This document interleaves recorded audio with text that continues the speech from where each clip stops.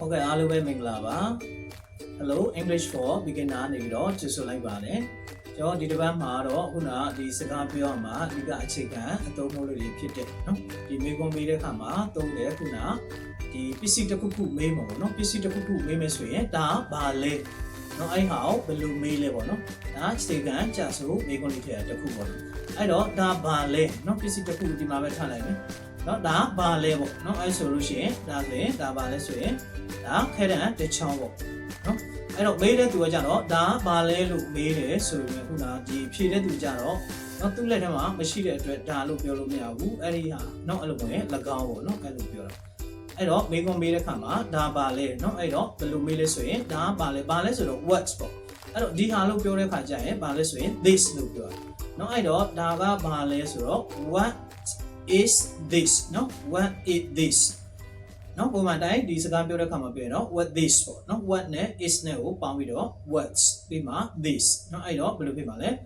what's this ဒါဘာလဲနော်အဲ့တော့ဖြေမယ်ဆိုလို့ရှိရင်နော်ခုနဖြေမဲ့သူကကြတော့သူ့လက်ထက်မှာမရှိတဲ့အတွက်ဒါ this လို့ပြောလို့မရဘူးအဲ့ဟာလို့နော်အဲ့တော့၎င်းဒီနော်အဲ့လိုပဲ it's လို့ပြောမယ်အဲ့တော့ဘယ်လိုပြောမလဲဖြေမဲ့သူက၎င်းဒီနော်ခဲတံတစ်ချောင်းဖြစ်ပါသည်၎င်းဒီဆိုတော့ it ပြီးမှဖြစ်ပါသည်ဆိုတော့ is ပေါ့နော်အဲ့မှာနော်ခဲတံဆိုတော့ a pencil နော်အဲ့တော့နော်ပြန်ဖြေမယ်ဆိုရင် it's a pencil နော် it it နဲ့ is is ကိုပေါင်းပြောတယ်ပုံမှန်အပြင်စကားပြောရမှာနော်အဲ့တော့ it's ပေါ့နော် it's နဲ့ is နဲ့ကိုပေါင်းလိုက်လို့ရှိရင်နော်ပြီးမှ a pencil ခဲတံတစ်ချောင်းပြပါသည်နော်အဲ့တော့ပြန်ပြောကြည့်မယ်ဘယ်လိုပြောမလဲဘေကုံမေးရင်အဲ့ဒါနော်ဒါဘာလဲဆိုရင်ဘယ်လိုပြောမလဲ what is this no what's this နော်အဲ့လိုပြောလဲရတယ်အဲ့တော့၎င်းဒီခက်တဲ့တစ်ချောင်းပြပါသည် is a pencil okay နောက်တစ်ခုမေးပြမယ်အဲ့တော့ what this ဒါပါလဲအဲ့တော့၎င်းဒီပါလဲခုနဘောပစ်တစ်ချောင်းဖြစ်ပါသည် it's a pen နော်အများကြီးပြောလို့ရတယ်ဒီမှာပြောလို့ရှိရင် what is this is a light pen နော်ခုန light pen နော် lighter နဲ့ pen နော်အဲ့လိုမျိုးပြောရင်လည်းရတယ်နော် highlighter တဲ့အားလေးနော် it's a light pen နော်နောက်ထပ်ရှိသေးတယ်ဒါပါလဲဆိုရင် what is this နော် what this ဒါနာရီပေါ့နော်လက်ပတ်နာရီဆိုရင်ဘယ်လိုပြောတာလဲ is a watch နော်လက်ပတ်နာရီ okay ဒါဆိုလည်းရသေးတယ် what this နော် is a နော် mobile phone နော် mobile phone နော်အများကြီးပြောလို့ရတယ်ကိုယ်နာမှာရှိတဲ့အား what this ဒါမှလည်းနော်ဒါကဘာဖြစ်လဲဒါကလို့ပြောရင်တော့ this is a power bank နော် power bank နော် power တွင်းနဲ့နော် power တိုးပေါ့နော် okay ဒီမှာလည်းရှိသေးတယ်နော် what this နော်ဒါကဘာလဲစာအုပ်တိုးဖြစ်ပါတယ်ဒါနော် what this is a book နော်စာအုပ်တိုးဖြစ်ပါတယ်နော်ဒါလည်းဒီလိုပဲစာအုပ်လေးအများကြီးရှိတယ်နောက်ထပ်လည်းပါလေတကယ်လို့အဲ့တော့ this ဆိုလို့ရှိရင်ဒီဟာလို့ပြောတာပေါ့နော်အဲ့တော့ this လို့ပြောရတယ်ကိုလက်ထက်မှာရှိရင်တော့ this ပေါ့နော်ဒါတကယ်လို့ကိုလက်ထက်မှာမရှိဘူးဟိုဟာလို့ပြောရင်တော့ this အစားဘာတို့ရမလဲဆိုရင် that တို့ရဟိုဟာပါလဲဆိုရင်ခုနနောက်မှာတာ what's that နော်နောက်ကပါလဲ what's that ဟိုဟာပါလဲနော်အဲ့တော့ what is that နော် what's that နော်အဲ့တော့ that's နော်အဲ့ဒါကဆိုရင် that's လို့ပြောလို့ that's an English book เนาะအဲ့ဟာပါလေအင်္ဂလိပ်စာအုပ်တိုးဖြစ်ပါတယ်เนาะအဲ့ဆိုရင်တော့ရမှတ်တယ်เนาะအဲ့တော့เนาะခုနသိထားဖို့ကြတော့ဘာလဲဆိုရင်ဒီဟာလို့ပြောလို့ရှိရင် this လို့ပြောတယ် what is this เนาะဟိုဟာဆိုရင်ဘယ်လိုပြောလဲ what is that เนาะအဲ့တော့၎င်းလို့ပြောရင်တော့เนาะ it's နဲ့ပြောတော့เนาะ what is it ဘာလဲ what is it ပေါ့เนาะ what is it เนาะအဲ့ဟာလဲပြီးတာအဲ့ဒါဘာလဲเนาะ၎င်းကဘာလဲเนาะအဲ့တော့သုံးခုရှိမယ်နော်ဒါပါလဲ၎င်းကပါလဲဟိုဟာကပါလဲပေါ့နော်အဲ့လိုမျိုးပုံစံသုံးခုရှိတယ်အဲ့ဒီပုံမှာဟိုဒီဒါကလို့ပြောရဆိုရင် this is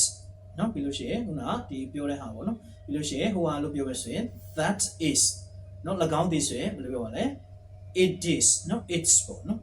okay နော်ရမယ်လို့ထင်ပါတယ်အဲ့ဆိုလို့ရှိရင်တော့အဲ့ဆိုလို့ရှိရင်ခုနတကယ်လို့နော်ခုနအများကြီးနဲ့လည်းပြောလို့ရလေနော်အများဆိုရင် this ရဲ့အများကြတော့နော် this ဆိုရင်ဒါနှစ်ခုကြာနော်ဒါဆိုရင်နှစ်ခုဆိုရင်အများ this လို့ပြောလို့မရဘူးဒီဟာတွေကနော်အဲ့တော့ is နဲ့လည်းပြောလို့မရဘူးဒါကြတော့အများဖြစ်တဲ့အတွက် are နဲ့ပြောမှာနော် what are these နော်ဒါတွေကဘာတွေလဲနော် what are these နော်အဲ့တော့ this ရဲ့အများကြီးပါလေ this ပေါ့နော်ဒီဟာလေးနော်ဒါလေးပေါ့အဲ့တော့ဒါတွေကသူတို့တွေကလို့ဖြစ်မှာနော် these are ပြောရင်လည်းရတယ်အဲ့လိုမျိုးရင် they are နော် they are a pencil and ဗာလဲခုနa pen ပေါ့နော်အဲ့လိုမျိုး these are နော်ဒါပါတယ်လေ pencil and a pen နော်ခက်တဲ့တစ်ချောင်းနဲ့နော်ဘုံပင်တစ်ချောင်းဖြစ်ပါတယ်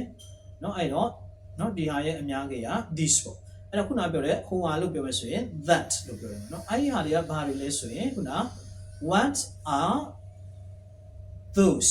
နော် those those အဲ့တော့နော် those ဆိုတာဟိုဟာများပေါ့နော် that ရဲ့အများကြီးပါလေ those ပေါ့နော်အဲ့ဒီဟာလေးတွေမှတ်ထားမယ်နော်အဲ့တော့ those are နော်ဘာတွေလဲခုနအများကြီးဆိုရင်နှစ်ခုဆိုရင်နှစ်ခုပေါ့နော် those are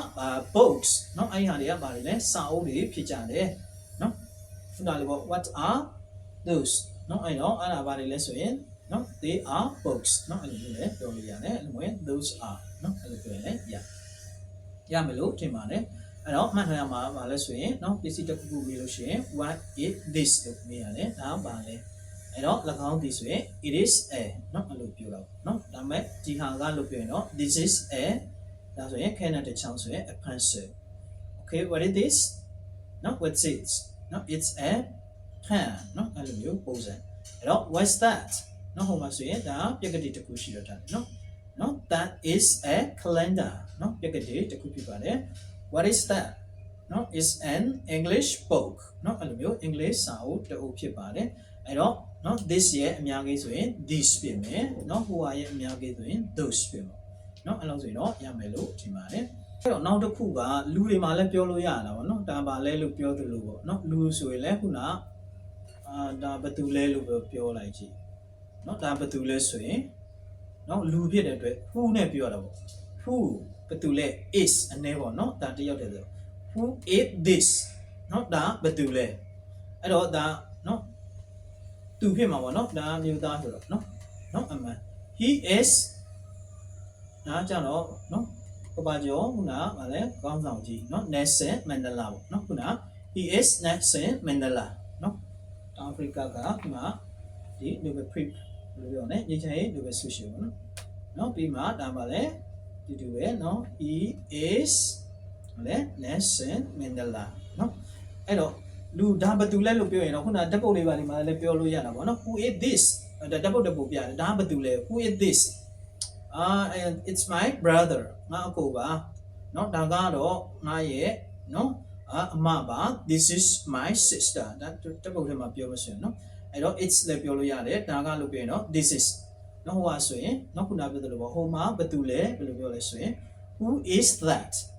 เนาะအဲ့တော့သူလို့ပြောမယ်ဆိုရင်တော့ he is ပေါ့เนาะကဲလို့မိန်းကလေးဆိုရင် she is เนาะဘယ်သူသူကကျွန်တော်တကယ်ချင်းပါ he is my friend เนาะအဲ့လိုမျိုးshe is my friend နော်အဲ့တော့သူကကျွန်တော်ရဲ့အခန်းဖော်ပါဘယ်လိုပြောလို့ရဆိုရင် he is my roommate နော်တကယ်လို့အတန်းတူတူတက်လူဆိုရင်ဘယ်လိုပြောလဲ he is my classmate အလုံးမှာတူတူလုပ်တဲ့သူ she is my colleague နော်အလုံးတူတူလုပ်တဲ့သူ colleague လို့လည်းခေါ်တယ်အဲ့လိုမျိုးရင် co-worker နော်တူတူတွဲလုပ်တဲ့သူပေါ့ရနော်အဲ့တော့လူပဲပြောအဲ့တော့နော်ခုနပစ္စည်းပဲပြောပေါ့နော်ဒါပါလဲဆိုရင် what is this နော်အဲ့လိုပြောမယ်တကယ်လို့ဒါဘယ်သူလဲဆိုရင်ဘယ်လိုလဲ who is this เนาะအဲ့လိုမျိုးပြောလို့ရတယ်ဟိုကဆိုလို့ရှိရင် what is that เนาะဟိုမှာဘယ်သူလဲဆိုရင် who is that เนาะအဲ့ဒီပုံမှာ motive တော့ဖြစ်လို့ရှိရင် that is เนาะအဲ့လိုမျိုး this is เนาะ he is she is အများဆိုရင်လည်း they are เนาะအဲ့လိုမျိုးပြောလို့ရမယ်เนาะအဲ့တော့ရမယ်လို့ထင်ပါတယ်เนาะခုနကိုသိတဲ့စကားလုံးတွေနဲ့เนาะလိုက်ပြီးတော့เนาะလေ့ကျင့်ကြည့်ပေါ့เนาะအဲ့တော့နောက်ဗီဒီယိုမှာလည်းဒီလိုမျိုးစကားပြောတွေနဲ့ပတ်သက်တဲ့အခြေခံเนาะဒီ tuition လေးတွေလက်တွေ့ဆုံးဖြစ်အောင်เนาะတင်ပေးသွားပါဦးမယ်